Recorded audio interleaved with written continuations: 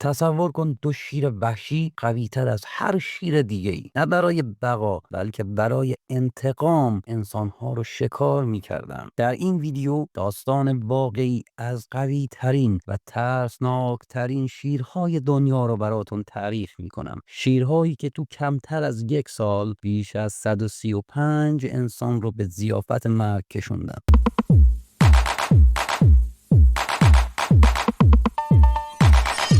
داستان ما برمیگرده به سال 1898، جایی که انگلیسی ها میخواستن راه آهنی بین اوگاندا و کنیا بسازن. این راه آهن باید از منطقه وحشی به نام ساوه که در کنار رودخونه ساوه قرار داشت عبور میکرد. ساوه جایی بود که نه تنها حیوانات وحشی بلکه شرایط سخت آب و هوایی هم زندگی رو غیر ممکن میکرد. اما خطرناکترین چیز در این منطقه شیرهای قدرتمند بودند، شیرهایی که تا به حال انسان رو ندیده بودند و اصلا موجودی به نام انسان رو نمی شناختند. اما باید این راه آهن از این منطقه رد می شد. برای همین انگلیسی ها حدود 3000 کارمند و کارگر آورده بودند که سرپرست اونها سرهنگ جان هنری پیترسون بود. بیشتر کارگرهایی که اومده بودند بومی همین منطقه بودند و از خطرات این منطقه آگاه بودند و به همین خاطر به پیترسون گفتند که اینجا خیلی خطرناکه و ما اینجا کار نمی کنیم. پیترسون میبینه که کارگرها ترسیدند، میگه که ما با خودمون اسلحه آوردیم، پس نگران نباشید. بعد از صحبت‌هایی که پیترسون با کارگرها میکنه، خیال اونها راحت میشه و شبها بعد از کار همون اطراف چادر میزنن.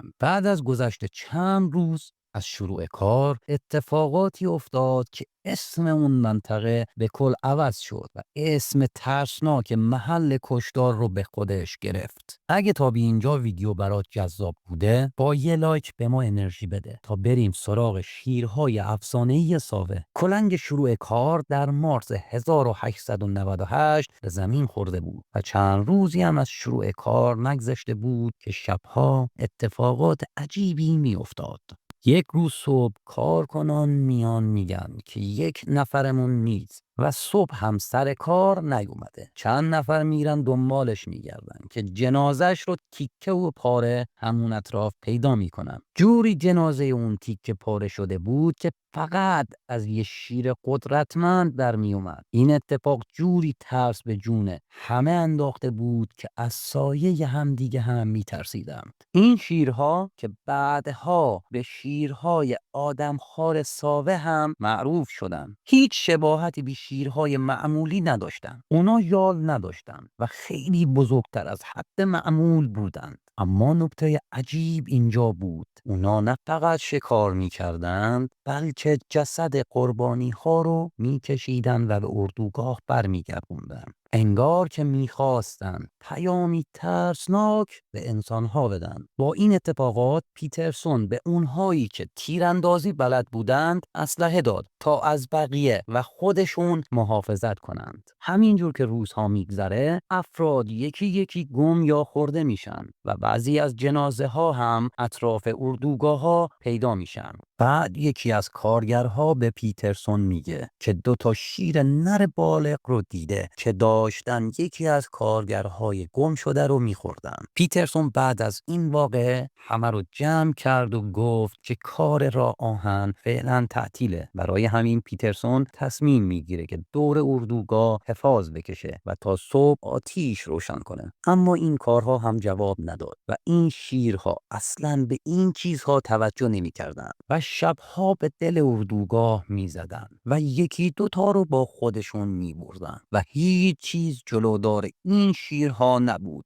آخه پیترسون نمیتونست که از 3000 تا نیرو حفاظت کنه. کار راحتی هم نبود چون این شیرها واقعا یک هیولا بودن. پیترسون تصمیم میگیره که شبها کمین کنه و این شیرها رو شکار کنه. اما این شیرها خیلی باهوشتر از اون چیزی بودن که پیترسون فکرش فکرش رو کرده بود. شیرها میدونستن که اینها اسلحه دارند و زیاد نزدیک اونهایی که اسلحه داشتند نمیشدند و میرفتن سراغ اونهای دیگه. پیترسون هم نقشه‌ای کشید و میره یه لاشه حیوان دیگه رو میاره و میذاره زیر یک درخت و خودش هم میره بالای همون درخت به امید این که یکی از اون شیرها رو شکار کنه. همین اتفاق هم میفته و شب یک صدایی از لابلای بوته‌ها میشنوه. نگاه میکنه و میبینه که یکی از همون شیرها اومده که لاشه حیوان رو ببره. اسلحه‌اش رو برمیداره که شلیک کنه. شیر متوجه پیترسون میشه. پیترسون هم از ترس چند تا تیر میزنه که یکیش میخوره به هدف. شیر پا به فرار میذاره که پیترسون از پشت هم چند تا دیگه تیر میزنه به امید این که کی بخوره. شیر که زخمی شده بود فرار میکنه. پیترسون هم از ترس تا صبح بالای همون درخت میمونه تا صبح گروهش میان دنبالش و از بالای درخت میاد پایین و میرن دنبال شیر بگردن. چند صد متری که میگردن لاشه شیر رو پیدا میکنن. پیترسون با اینکه توی اون دوران دوربین چیز کمیابی بود اما درخواست یک دوربین میکنه تا با این شیر غول پیکر عکس بگیره. همونطور که توی عکس مشخصه واقعا عجب شیر غول پیکریه. اگه میخوای بدونی که چطور این شکارچی های مرگبار متوقف شدن پس تا آخر این ویدیو با ما همراه باشید تا همه رازها رو فاش کنیم. اندازه این شیر رو که میگیرند طول این شیر حدود 2 متر و 95 سانته. افرادی که از نزدیک این شیر غول پیکر رو دیدند ترسشون چندین برابرتر از قبل میشه. پیترسون هم میگه باید شیر دومی رو هم بکشیم یا این که هممون رو میکشه. پیترسون دوباره با همون روش قبلی که شیر و اول رو شکار کرده بود رو انجام میده و یک لاشه زیر یک درخت میندازن و خودش همراه یکی دیگه که اونم سلاح داره میرن بالای درخت به امید این که شیر رو بکشن. اما کشتن شیر دومی به این آسونی هم نیست، ولی این بار شیر زرنگتر و باهوشتر هم شده بود و به این راحتی ها دم به تله نمیداد. اما خوشبختانه شانس با پیترسون یار بود و نصفه های شب شیر میاد که لاشه حیوان رو ببره و اونها به طرف شیر شلیک میکنن و شیر هم پا به فرار میذاره. صبح که میشه پیترسون از بالای درخت میاد پایین و به همراه گروهش میرن دنبال شیر بگردن اما چیزی پیدا نمیکنند و شب دوباره به همین شکل، ولی این بار میذارن که شیر بیاد نزدیکتر تا بهش شلیک کنن و همین اتفاق هم میفته و اونها چندین بار به شیر شلیک میکنند و شیر هم فرار میکنه. صبح که میرن دنبالش بگردن میبینن که به یک شیر زخمی و عصبانی روبرو شدند. روی زمین نشسته و پیترسون هم از فرصت استفاده میکنه و به اون شلیک میکنه و اون رو میکشه و دوباره با شیر عکس میگیره. اندازه این شیر با شیر اولی حدوداً یک اندازه بود و این بود داستان شیرهای آدمخوار ساوه. امیدوارم که از این ویدیو خوشتون اومده باشه. اگه این ویدیو براتون جذاب بود حتما کانال ما رو سابسکرایب کنید و زنگوله رو هم بزنید تا داستانهای بعدی ما رو از دست ندید.